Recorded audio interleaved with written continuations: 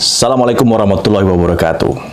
Kawan-kawan, kalau Anda berpikir pemerintah Indonesia menyerahkan pengelolaan data pribadi ke Amerika Serikat sebagai bagian dari kesepakatan tarif dagang, maka Anda salah besar. Memang isu ini seksi, sensasional pula, tapi justru karena itulah menjadi sangat rentan disalahpahami. Beberapa pihak buru-buru melempar opini, bahkan tuduhan, seolah negara ini tidak lagi punya kedaulatan data. Padahal mereka lupa atau mungkin sengaja mengabaikan fakta-fakta hukum dan juga fakta geopolitik digital yang tidak bisa dipelintir semudah itu. Saya pun sebetulnya sudah sejak lama ingin berbicara mengenai hal ini. Namun demikian saya coba untuk sedikit berkontemplasi terlebih dahulu, mencoba memastikan bahwa saya membaca semua detil, semua pasal, semua klausal, dan juga menunggu beberapa pernyataan dari pihak terkait yang memang bisa merepresentasikan sikap pemerintah Indonesia. Nah, yang terjadi saat ini sebetulnya bukanlah penyerahan data, melainkan pengakuan atas standar. Sebetulnya ini adalah sebuah langkah hukum yang terukur dalam konteks hubungan dagang digital global. Jadi, sebelum kita terjebak pada narasi yang menggiring emosi, mari kita dudukkan dulu persoalan ini dengan data, dengan hukum, dan juga dengan logika kita. Karena ini bukan hanya soal perjanjian dagang, ini adalah tentang diplomasi digital, tentang bagaimana Indonesia membela kepentingan nasionalnya di era data seperti sekarang ini. Kita akan masuk kepada pembahasan apa yang terjadi sebenarnya. Coba kita setback kronologisnya ya. Pada 22 Juli 2025, Indonesia dan Amerika Serikat mengumumkan kerangka kesepakatan perdagangan timbal balik. Ingat ya, kerangka kesepakatan perdagangan timbal balik. Artinya ini masih dalam proses pembicaraan, masih dalam proses finalisasi. Karena namanya saja masih kerangka. Salah satu poinnya yang kemudian menjadi kontroversi adalah, saya coba bacakan dengan bahasa Inggris ya, agar tidak misinterpretasi. Indonesia will provide certainty regarding the ability to move personal data out of its territory to the United States through recognition of the United States as a country or jurisdiction that provides adequate data protection under Indonesia's law. Saya terjemahkan sekarang ya, biar nggak salah paham. Begini terjemahannya, Indonesia akan memberikan kepastian mengenai kemampuan untuk memindahkan data pribadi dari wilayahnya ke Amerika Serikat melalui pengakuan bahwa Amerika Serikat adalah negara atau yurisdiksi yang menyediakan pelindungan data yang memadai menurut hukum Indonesia. Ada dua kata kunci, pengakuan dan juga menurut hukum Indonesia. Kalimat ini kemudian dikutip dan dipelintir dalam berbagai opini di sosial media dan juga bahkan di media mainstream. Ada yang menyebut Indonesia telah menyerah, ada yang bilang ini adalah awal dari hilangnya kedaulatan digital kita. Padahal bila dibaca dengan jernih, kalimat ini sama sekali bukan tentang menyerahkan data, melainkan tentang pengakuan hukum. Yaitu bahwa Amerika Serikat dalam konteks tertentu dan juga terbatas diakui sebagai yurisdiksi yang memiliki perlindungan data yang cukup. Jadi sebetulnya Amerika membutuhkan pengakuan dari Indonesia tentang yurisdiksi mereka itu cukup dalam hal perlindungan data. Tentu saja, menurut siapa? Menurut standar hukum Indonesia. Dan perlu diingat ya, ini bukan mekanisme bebas sebebas-bebasnya. Tidak serta-merta semua data itu bisa langsung diangkut ke Amerika. Semuanya tetap tunduk pada regulasi yang lebih besar. Namanya adalah Undang-Undang Perlindungan Data Pribadi atau Undang-Undang PDP. Jadi kawan-kawan, ketika muncul pertanyaan seperti ini, apakah ini berarti data kita akan dikirim seenaknya ke luar negeri? Apakah kita akan kehilangan kendali atas data kita sendiri? Maka jawabannya pun menjadi sangat mudah sekarang. Tidak. Nah, pernyataan resmi dari Menko Perekonomian Pak Erlangga Hartarto memperkuat hal ini. Ya, ini sebabnya kenapa saya tunggu dulu pernyataan dari pemerintah. Beliau menegaskan bahwa langkah Indonesia dalam kesepakatan ini bukanlah bentuk penyerahan kedaulatan data, melainkan justru untuk memberikan kebijakan hukum yang lebih kuat atas aktivitas transfer data yang sebenarnya sudah terjadi selama bertahun-tahun. Termasuk dalam hal ini adalah layanan keuangan digital, layanan Google, Mastercard, dan juga platform global lainnya yang memang sudah beroperasi di Indonesia dan servernya ada di Amerika. Menurut beliau, pemerintah tidak pernah menjual data pribadi WNI ke Amerika Serikat. Semua transfer data dilakukan dalam koridor yang aman, sah, dan legal. Ya, dalam konferensi pers pasca kesepakatan dari peristiwa tersebut. Nah, lebih lanjut lagi, Erlangga mengungkapkan bahwa ada 12 perusahaan teknologi asal Amerika Serikat yang telah dan sedang membangun data center di Indonesia dengan total nilai investasi mencapai 6 miliar US dollar. Nama-nama seperti Google iCloud, Microsoft Azure, hingga Equinix menjadi bagian dari transformasi ekosistem digital yang lebih inklusif dan terjaga dari sisi keamanan. Langkah ini juga menunjukkan bahwa Amerika Serikat tidak serta-merta ingin memindahkan data ke luar negeri, tapi justru mendukung penguatan infrastruktur digital dalam negeri Indonesia, sesuai prinsip lokalitas dan juga kepatuhan regulasi. Sekarang kita bahas, apa itu transfer data lintas negara. Jadi, transfer data lintas negara adalah ketika data pribadi, seperti misalnya nama, email, lokasi, kebiasaan online, ya, data-data kita belanja, data-data kita nonton hiburan, data-data kita main game, dan data-data di sosial media, ya, itu dikirim, disimpan, atau diakses dari luar wilayah hukum Indonesia. Contohnya, waktu kita pakai Google Drive misalkan, ya, kan kita proses data itu kan di server Amerika. Atau lagi kita main Instagram, ya, tanpa kita sadarkan semua foto, lokasi, video, dan juga metadata yang menyertainya itu kan dikirim dan diproses di server di luar negeri, di Amerika Serikat.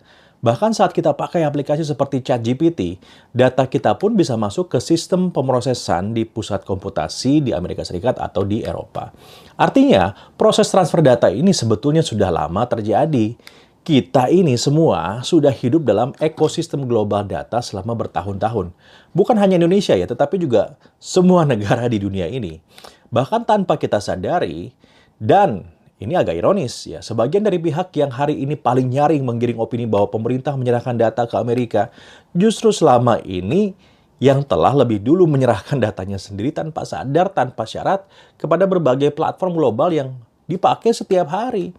Yang membedakan dulu dan sekarang adalah ya dengan adanya kesepakatan ini bahwa kalau dulu itu tidak punya landasan hukum, sekarang ya transfer data ini menggunakan landasan hukum yang kuat untuk mengatur semua itu. Dengan lahirnya Undang-Undang Nomor 27 Tahun 2022 ya tentang perlindungan data pribadi atau Undang-Undang PDP, semua transfer data ke luar negeri itu tidak lagi bisa dilakukan sembarangan. Harus ada justifikasi hukum, ada pengawasan, ada perlindungan. Dan inilah yang disebut sebagai era baru tata kelola data digital. Bukan hanya berdasarkan teknologi, tapi juga berdasarkan hukum dan kedaulatan nasional. Dan ini pula yang menjadi alasan mengapa klausul pengakuan standar perlindungan data seperti dalam kesepakatan Indonesia-Amerika Serikat menjadi penting. Sebab tanpa kepastian hukum, investasi di bidang layanan cloud dan juga pengelolaan data digital akan terus tertahan. Banyak perusahaan global yang enggan membangun infrastruktur cloud di Indonesia karena bingung siapa yang berwenang. Boleh tidak data dikirim lintas batas? Apa jaminannya? Dan disinilah letak pentingnya kepastian hukum. Karena selama ini, perusahaan-perusahaan cloud asing seringkali menahan diri untuk berinvestasi penuh di Indonesia. Kenapa? Karena belum ada kejelasan regulasi soal boleh atau tidaknya transfer data lintas batas. Jadi ketika pemerintah memasukkan klausul pengakuan perlindungan data ini dalam kerangka kesepakatan, itu bukan membuka celah. Itu justru menutup kekosongan hukum yang selama ini membuat ekonomi digital Indonesia ragu untuk tumbuh sepenuhnya. Ketika data sudah menjadi tulang punggung ekonomi masa depan, maka kejelasan hukum adalah fondasi yang mutlak. Nah, pertanyaan Anda tentu adalah begini kan, kenapa Amerika ingin banget klausul ini? Nah, saya coba jelaskan ya. Amerika Serikat itu berbeda dengan Uni Eropa. Mereka tidak punya satu regulasi privasi nasional seperti misalnya GDPR. Akibatnya, banyak negara tidak mau sembarangan kirim data ke Amerika Serikat karena khawatir datanya tidak cukup dilindungi. Bahkan, Uni Eropa sempat membatalkan 2 kali perjanjian data dengan Amerika Serikat, yaitu di Case Safe Harbor dan juga Privacy Shield. Maka, untuk mengatasi hal ini, karena kan kebanyakan perusahaan teknologi ini dari Amerika Serikat ya, Amerika itu butuh pengakuan bilateral, ya karena regulasinya mereka tidak punya. Itu sebabnya mereka mendesak melalui pengakuan bilateral. Mereka memasukkan klausul pengakuan proteksi memadai dalam perjanjian dagang. Hal yang serupa terjadi di Jepang, Korea Selatan, Kanada, Meksiko, Singapura, dan sekarang Indonesia. Ironisnya, sebagian dari mereka yang paling vokal menggiring opini ini seolah-olah mengatakan pemerintah itu menjual data ke Amerika Serikat.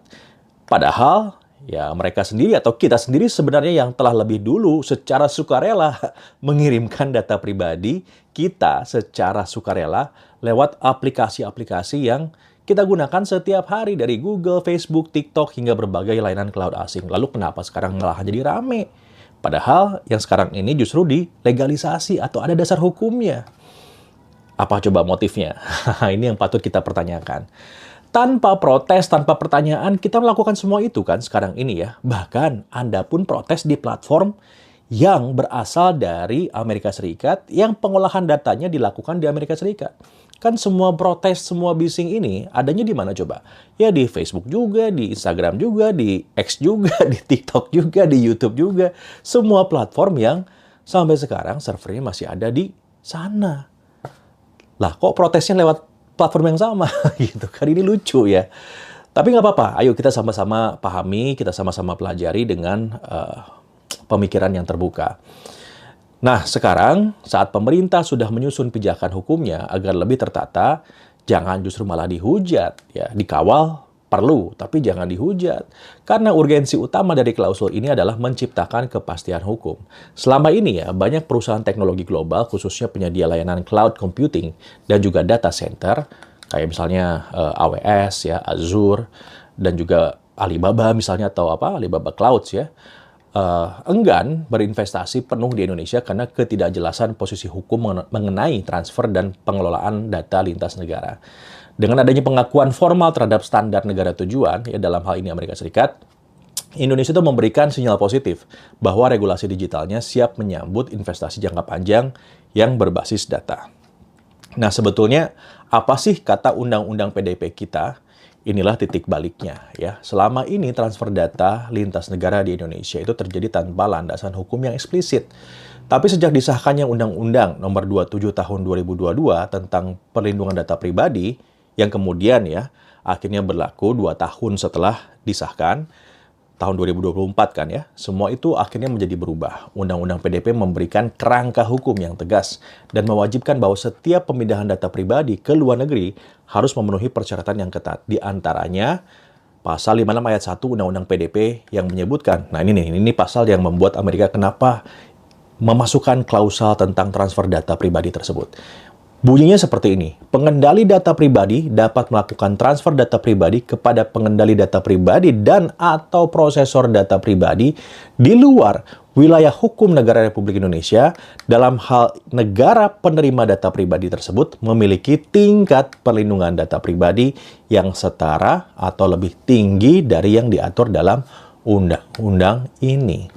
Jadi sebetulnya masalah transfer data ini sudah diatur dalam Undang-Undang PDP, hanya banyak yang belum memahami, membaca, dan melihatnya.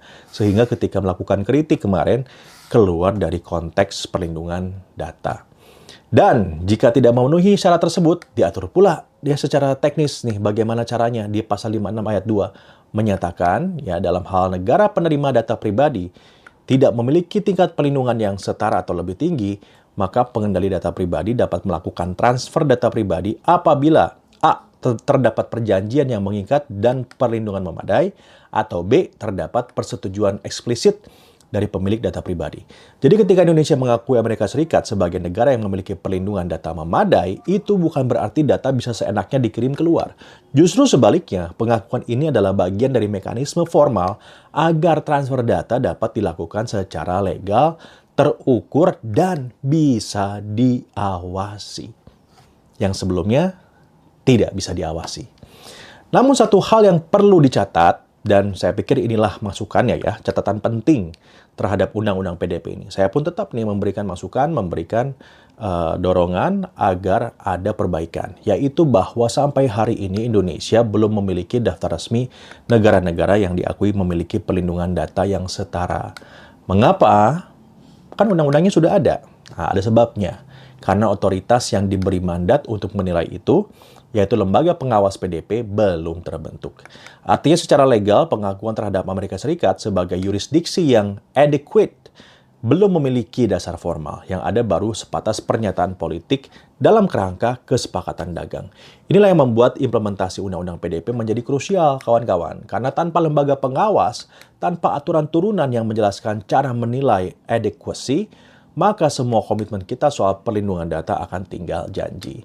Resikonya buat publik juga cukup besar. Ya, di atas kertas, semuanya mungkin tampak aman, tapi di lapangan, karena Indonesia belum punya otoritas pelindung data yang independen, maka belum ada mekanisme audit untuk transfer data lintas negara. Ya sampai sekarang pun masih belum ada, begitu kan?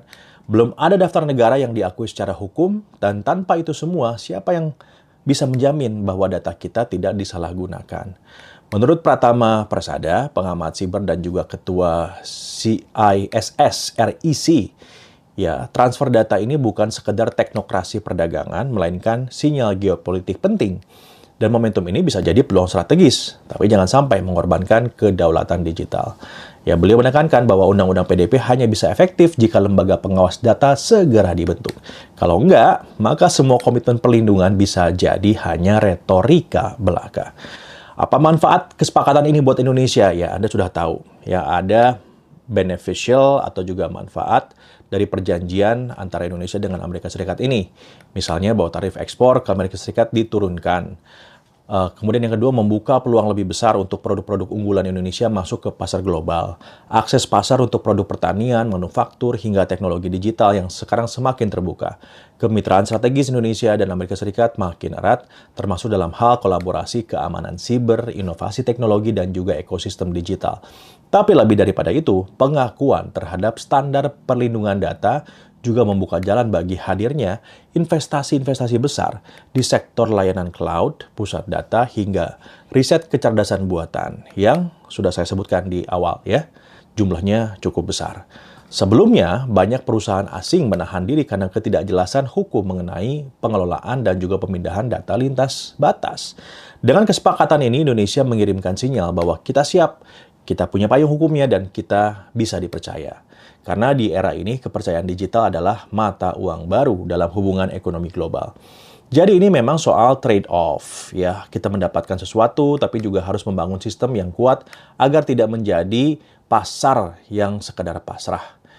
Apa tantangan kita ke depan, kawan-kawan semua? Yang pertama adalah, ini saya setuju, kalau misalnya kita semua tanpa mengindahkan perbedaan pandangan politik kita bareng-bareng nih ya, karena kepentingannya untuk kita bersama, yaitu mendesak pembentukan lembaga otoritas PDP yang independen dan profesional sesuai amanat undang-undang. Tanpa otoritas ini, semua norma dalam undang-undang PDP hanya akan jadi teori tanpa pelaksanaan. Menyusun dan mengesahkan regulasi turunan dari Undang-Undang PDP yang menjelaskan secara teknis mekanisme audit transfer, data lintas batas, prosedur evaluasi negara yang dianggap memiliki perlindungan data memadai, kemudian juga standar kontrak atau perjanjian yang mengikat bagi perusahaan global, sistem pengaduan publik yang responsif dan juga transparan. Selain itu juga, kita harus membangun literasi publik soal hak atas data agar masyarakat sadar bahwa data pribadi adalah bagian dari hak asasi. Bahwa masyarakat berhak menolak jika data mereka diproses tanpa dasar hukum. Dan bahwa transparansi pemrosesan data adalah prinsip demokrasi digital. Menyusun strategi diplomasi digital yang aktif dan juga visioner. Indonesia harus berani ya menjadi pemain global, bukan sekedar pengikut, termasuk dalam hal mendorong kesetaraan dalam perjanjian digital, menegosiasikan standar perlindungan yang adil, dan memastikan kedaulatan digital tak dikompromikan demi investasi semata. Karena jika kita lalai, maka kita bukan hanya kehilangan data, kita juga kehilangan kendali atas masa depan digital kita sendiri. Nah, untuk penutup nih kawan-kawan semua, kembali ke pertanyaan awal. Apakah pemerintah Indonesia menyerahkan data kita ke Amerika Serikat? Jawabannya tidak. Pemerintah justru sedang berupaya membangun fondasi hukum agar transfer data lintas negara bisa dilakukan secara sah, aman, dan tetap dalam pengawasan. Karena tanpa kepastian hukum seperti ini, Indonesia akan terus tertinggal dalam percaturan ekonomi digital global. Namun tentu, kehati-hatian publik itu penting. Justru karena itulah kita harus mengawal proses ini bersama-sama, agar langkah strategis ini tidak diselewengkan dan tetap sesuai dengan semangat perlindungan hak-hak digital masyarakat. Kritik itu perlu kawan, tapi yang lebih dibutuhkan saat ini adalah keterlibatan publik yang cerdas, yang tidak hanya ribut di permukaan, tapi justru ikut memastikan bahwa undang-undang PDP kita itu betul-betul dilaksanakan. Karena data adalah kekuasaan baru, new oil disebutnya. Dan negara yang tidak mampu menjaga datanya akan mudah dikendalikan oleh kekuatan digital dari luar. Harus kita dukung penguatan regulasi dan juga tata kelola data nasional tanpa kehilangan daya kritis, dan kita pun bisa berpihak pada rakyat dan negara dalam satu tarikan nafas. Terima kasih, that's all.